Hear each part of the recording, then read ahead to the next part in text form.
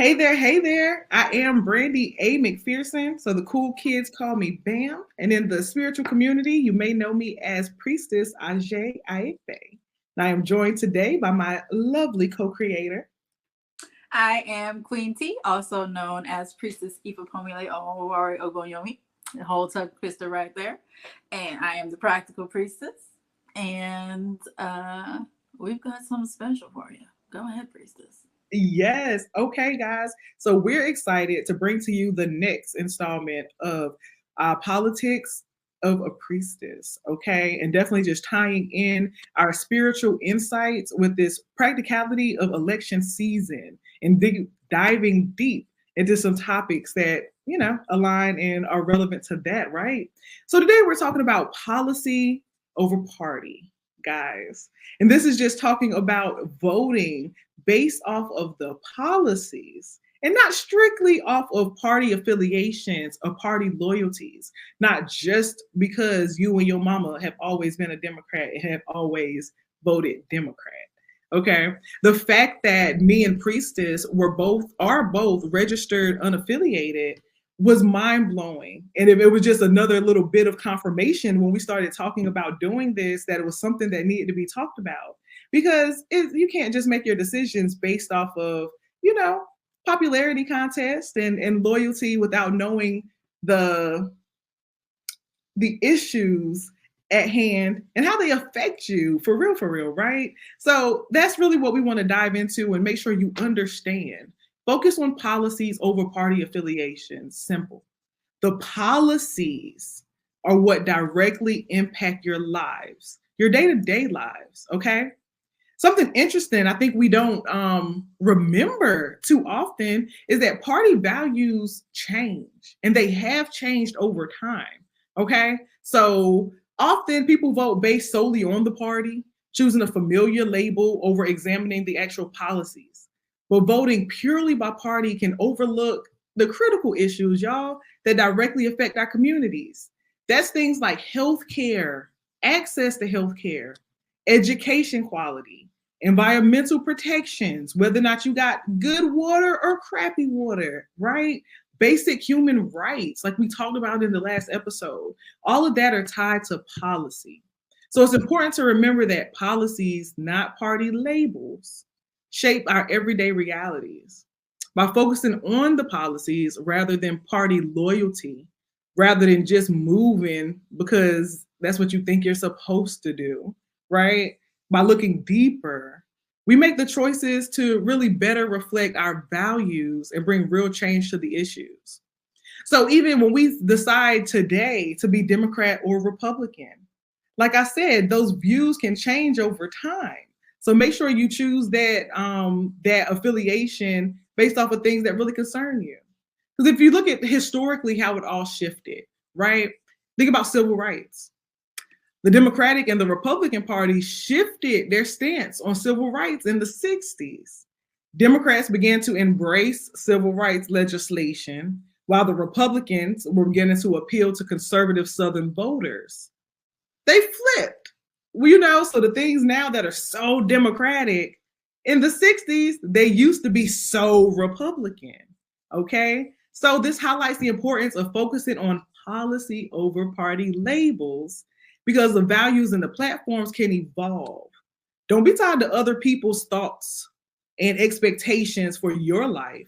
We just want you to be tied for your thoughts, your expectations, your own visions for your own life. You know what I mean? So even thinking about labor rights, it was once supported by Republicans, right? If we want to get really technical and historical, we know that leaders like Teddy Roosevelt, right, under his leadership, later labor unions were more aligned with the Democratic Party. This shift shows the need to assess current policy for alignment with one's values. We're going to keep saying that over and over again. The same thing we can see with environmental responsibility. We've seen some flips on who cares about the environment and who cares a little bit less about the environment over time. So just reminding you that those things change, y'all. Vote for the policies. The policies, like we said earlier, even healthcare access, okay? Of the Affordable Care Act, regardless of your feelings about it, if you have feelings about it, then you should be voting about how you feel. We said we were coming to you in a nonpartisan way. Whatever your feelings are, right, you have the opportunity to express them. So something like the Affordable Care Act that it impacts people's daily lives by expanding access to health care, right? We have environmental policies out there right now that are continuously being discussed about how important they are or they aren't. Regardless of what your stance is, express it, okay? And make sure you are coming up with your thoughts, your feelings for yourself. And that's the main thing there, tying it all into even spirituality, because that's something that connects all of us, right? We know that spirituality encourages us to discern different things in life, just like politics calls for us evaluating and discerning which way we're going to go, the policies, how they align with our core values. We know all is one, so it's all connected. So again, that was a mouthful, but that's me screaming and preaching policy over party, priestess. So, to give kind of like a modern example of this in like real time, if you're following this current political situation that we've got going on, you know, we're going to have a new president here in a few months. And what do we have? 10 days, something like that, I think it was like 9 now. yeah. So, yeah, it's less than 10 days left. And so I think it's really important to talk about how many people are defecting in either way, in either direction. There are a lot of Black male voters who are voting Republican and who plan to vote for Donald Trump. There are a lot of white female voters who are Republican traditionally, who are going to be voting for Kamala Harris. The biggest one is Dick Cheney's wife. They had a whole. So Maria Shriver, who is the ex-wife of Arnold Schwarzenegger, Maria Shriver has been a lifelong Democrat. Her ex-husband, Arnold Schwarzenegger, ran as a Republican. And so she was married to a Republican. So obviously there's some type of balance, you know what I'm saying, there, right? They're no longer married, and it has nothing to do with politics. I assure you. You can read that for yourself to find out why. But she's a journalist. Like, she had a whole career before she was in a relationship with him. And so she actually hosted kind of like a town hall. There weren't a whole lot of questions, but she hosted this town hall with I'm spacing on her name, but Mrs. Cheney and Kamala Harris were there, and Mrs. Cheney talked a lot about why she cannot vote Republican, and she's been a lifelong Republican, married to one of the biggest Republicans that we know. Okay, because Dick Cheney was a Republican, okay? But she is voting for Kamala Harris, and she's actually out advocating and campaigning. Why can't I talk today? Campaigning for Kamala Harris, and that's a big deal. Like, that's not something that should be overlooked at all, because she feels that Kamala, even, and she said this in the series, in the episode, she's like, I know that we don't agree on policy on everything. However, I know that I can go to her and we can have a conversation about it. And it'll be an intelligent conversation. And she won't simply cut it off because she doesn't agree. She'll at least allow a dialogue to happen to where I can, plead my case and either change her mind or at least give her perspective that she would not have had previously. And then we can go about our day and not be any hateful animosity, anything like that. It's basically what she said. I'm paraphrasing, but that's what she said. And I felt like that was like super important, that we realize that not only is it important to vote on the issues, but the person's temperament matters so much, and how they go about things in the public eye matters. Like, how it's one thing to discuss the person's record, okay? So like, you don't get along with the person. This is what the person's record is. The person voted for this, the person voted for this, the person voted for this, and I'm against all these things. That is a very acceptable way to showcase differences. Mm-hmm. It's not hateful. It's not any of those things. It's like, no, this person will say it's abortion rights. This person voted to keep Roe v. Wade. I didn't. And here's why. That is acceptable. Not everybody's going to agree with it, but it's acceptable to say, this is why I don't agree with this stance.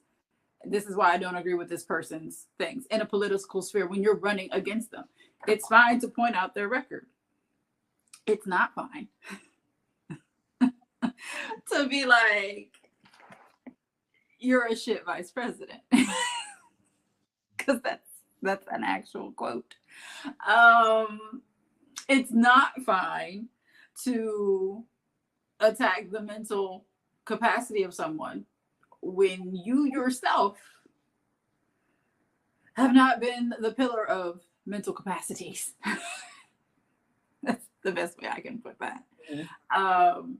And I feel like a lot of people go about it completely wrong. You mentioned like pro-union stance and how it's kind of flipped now. And my son works for a company, and this company has a union. And so he got some union mail. And because it's, the political season, they don't put Democrat or Republican. That's not how they put it. They put pro-worker legislative candidates, and they listed them out by the district. So there is no R's, there's no D's. It just has, these are the people that are pro-worker in the legislative that are running for in the next couple weeks. Mm-hmm. And it also has our senators at the top. So our senators, I'm in Ohio. So it has our senators right there. I think, so this is Sherrod Brown and this is that other guy. Sherrod Brown is already in. And it lists some of their history with labor's unions and with people. So on the one hand, it lists, this person is a champion of the PRO Act, which will strengthen the right to organize and protect workers who fight for better wages, benefits, and safer workplaces. On the other side, it says, as a business owner, this person stole wages, destroyed overtime records, faced dozens of wage theft lawsuits, and was ordered by the courts to pay more than $400,000 to the employees he stole from. Oh. Mm-hmm. So again, it doesn't say anything crazy, but it literally just points out the facts. It doesn't say don't vote for this person. It's just, this is the person's history with this. So don't vote against your own best interest, basically. Because that's what a lot of people do. Because this other candidate has the budget of Jesus Christ himself. Okay? The slander campaigns against this other one who is pro workers.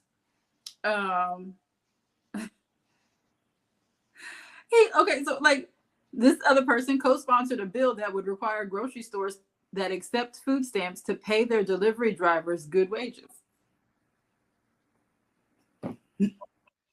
That's pretty basic, right? Mm-hmm. The other person has not taken a position on a number of key bills that impact the food industry. Hasn't even said anything about it. And so it's almost like, I'll get to that later. Mm-hmm. But these are things that impact people day to day, every day, right now. So like they need to know what your stance is. So you haven't even said your stance. So now people they don't know you as a candidate other than that you stole money from your employees.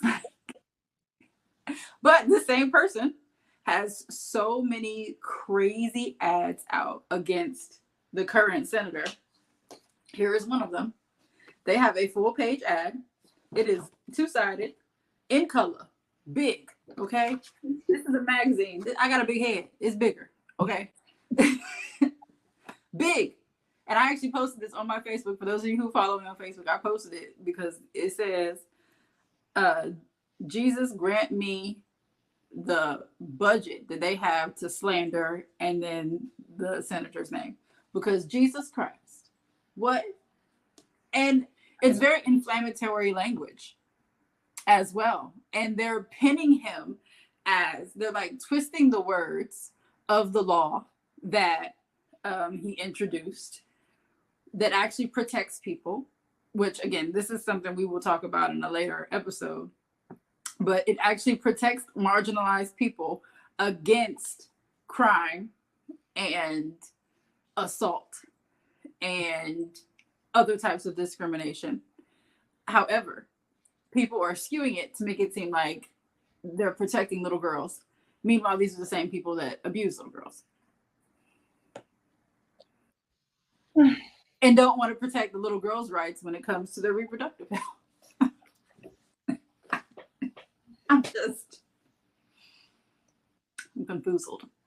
Yeah. I love the way the union decided to get the information out there. Because like you said, it was all facts. And so it lets you now make the decision for yourself. You make the choice for yourself. And I think that's what I would love to see people take away from this segment, is to personally, for yourself, be clear on what you want to see in a leader. Like you said, Maria Shriver, I believe, said, you know what, or whoever it was, it was Miss Cheney. Yes, Dick Cheney's wife said, I would rather vote this way, right? Because she is Republican. She's like, I would rather vote this way because this person has the qualities I would rather see in a leader. The same thing with the policies. Be clear on what matters to you. So if workers, unions don't matter nothing to you, okay, fine. That piece of mail will not be the thing to sway you. But something does matter to you. Is it healthcare? Is it immigration? Is it the economy? Is it minimum wage in your state? Something matters to you. Find out what is your stance on it. Be clear on how you feel about it and just move in that way. And don't be swayed and don't be moved by these pretty expensive advertisements that are popping up in your mail and by these funny commercials that are on TV. Just know for yourself, be clear on what you want to see in a leader, be clear on the things that matter to you, and vote that way. And I think I'll be happy. I think we all would, honestly. And I think too many people don't even know where these people stand on the policies. They're like, we need more Democrats because of X, Y, and Z, which may be true. Or we need more Republicans for X, Y, Z, which also may be true. Mm-hmm. But they aren't thinking about the long game of that. And again, the temperament of certain people. There are certain people that just shouldn't be public servants. And it doesn't matter if it's a D or an R or an I or whatever other thing they come up with. Green Party. The Green Party, is that considered an I still? Don't even get me started. Anyway. There's a new party like Cornel West, you see, just started a new party. So it's like, yeah, how do they all fall? I don't know. Now, and here, because I love Cornel West, so now here I am like, oh, so I need to do some research to see if that is more in alignment with what I want. But you have to do the research. You cannot just simply vote based on the party, because there's some Democrats where I'm like, what is this? And there's some Republican things where I'm like, no, I like that. I support that. That's a great idea. Mm-hmm. Like, I almost voted for Mitt Romney. It was kind of close there I hear you. for a second. You know what I'm saying? Not because I didn't want a Black president, but some of the policies that some of his positions on policies really made sense to me. Mm-hmm. And he was for the Affordable Health Care Act as well. He was in, and he had a version of that in his state because he was the governor of one of the New England, one of them states up there, child. And so he was for that. And so he had a lot of common sense values that I could get with as president. But then Obama just like kind of took over, and it was just a great time. It's a time to be alive. It was a time to be alive. Hillary Clinton, I sat in that booth. I was not going to vote for Orange Daddy, however, because that's his name. I was not going to vote for Orange Daddy. However, we had Jill Stein on the ticket, right, as the independent. But I also know that in these races like this, when it's not the local parties, because independents can get in on some of the local stuff and they can win, especially if they have a good budget, if they're out in the forefront, if they're out in the community and they have a good grassroots movement. An independent can win a local election. The presidency is right now, unfortunately, independents are basically a vote for your opposition. In either way, as a Republican, if you vote independent because you can't get with Orange Daddy, which I understand, but you don't want to vote for a Democrat, and so you vote independent, that's still a vote for Kamala. If you don't want to vote for Kamala because for whatever reason, but you don't want to vote for Orange Daddy either, and so you vote for independent, that's a vote for Orange Daddy. So like, you really have to be careful with that right now. And really, I'm not even gonna call her Kamala because she's blackface body to me. Okay. No, because nobody's washing greens in the tub. Nobody. No. I washed my tub yesterday and I was like, hell no. Hell no. Even though I washed it, it's good. You could lick it. But why? Why? Nobody. Yeah. Now, I know some people call the sink basin a tub. You know what I'm saying? So if it was a miscommunication of the word and she really meant the sink, okay. Because the sink is a tub for babies. Mm-hmm. I mean, you put the little baby tub in the sink. You know what I'm saying? You usually wash the baby in the sink for the first couple months or whatever because they can't be submerged because the umbilical cord gotta fall off. But baby, we ain't washing no greens in the tub. And how much greens are you making? For a tub worth. Right. For a tub. I made 6 bundles of greens last week, a couple days ago. Wednesday night, I made 6 bundles of greens. Okay, and I have a big old sink. And do you know that it probably only took up a sixth or an eighth of my big old sink? So how many bundles are you making to put in the tub? Who you cooking about? Yeah. Why is it in the tub, girl? She just said something. And I don't know if it was pandering, which that's a whole other thing. I was just about to say that is an upcoming episode. I don't know if she was just pandering, which we will talk about later. But baby, why? And so again, but that's not even a policy. You know what I'm saying? It's just that sometimes they say things that get in the way of the policy as well. And that's something that you have to watch out for because we want to get to know the candidates and figure out what they're about. I don't care. I don't care what restaurant you worked at when you were 17. Mm-hmm. I don't care what you do every Thursday night with your family. I don't care. Mm-hmm. I don't care. So what are you going to do for me and my community? We'll talk a little bit about that platform. What are we doing for the community? And when Blackface Body starts talking about her policies, like the things that she really wants to do, the programs that she wants to institute, that she already has plans for, and that in some ways she was able to start. It's another thing. People don't know what the vice president can do. We're going to talk about that later either.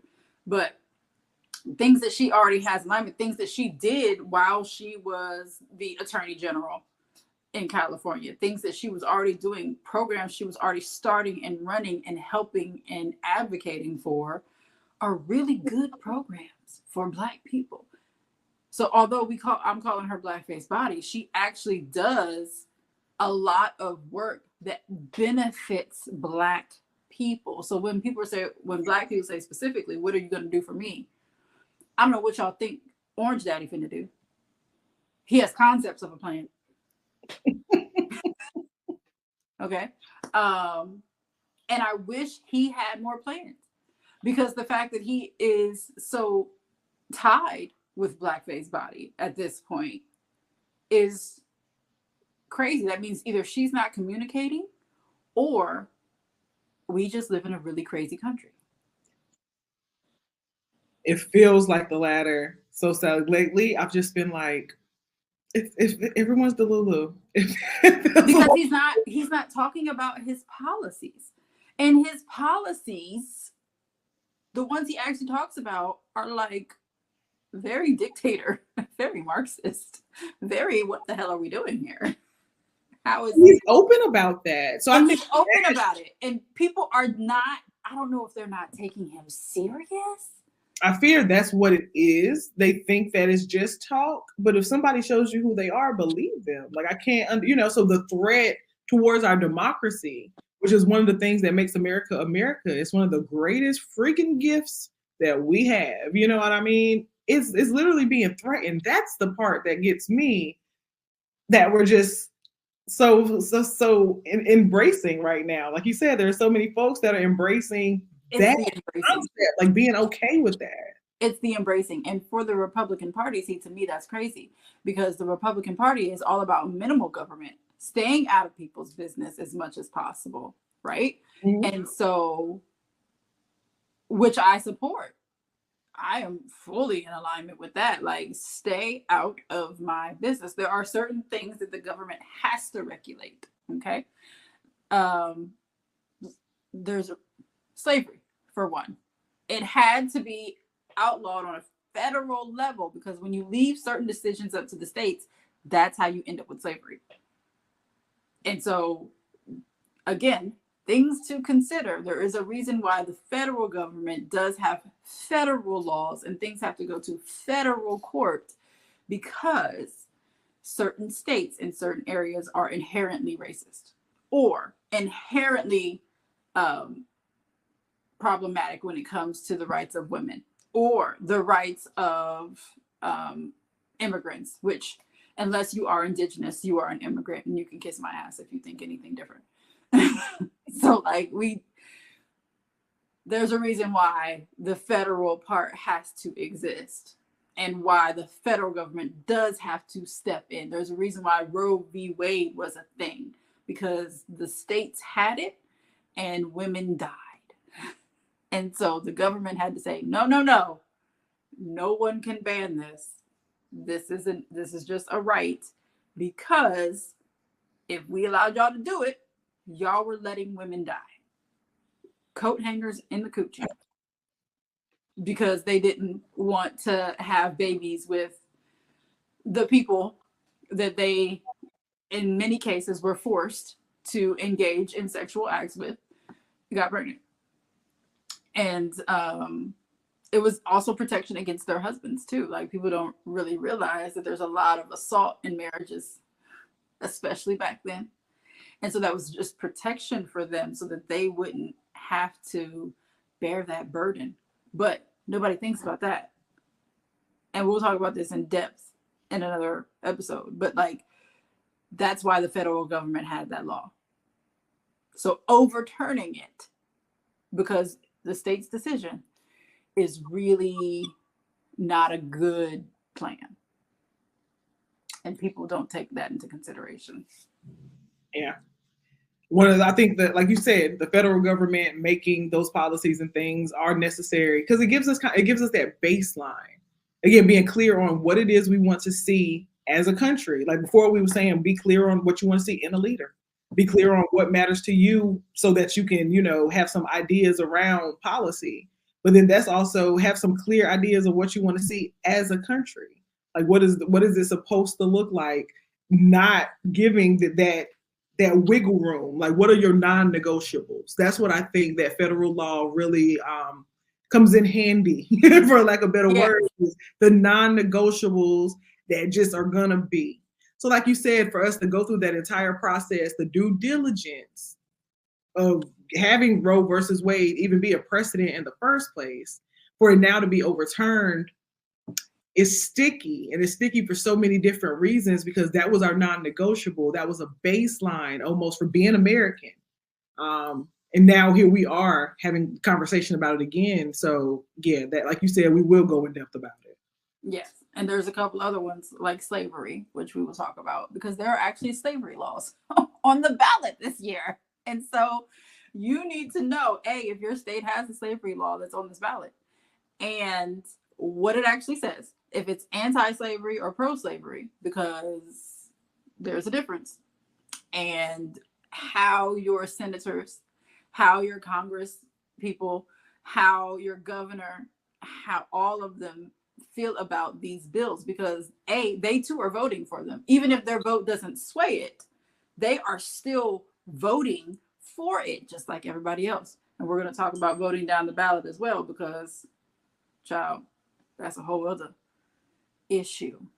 So I think this was informative. I hope you learned something. I hope you consider some things that maybe you didn't consider before about simply voting based on the letter next to someone's name. Because baby, that ain't it. Priestess.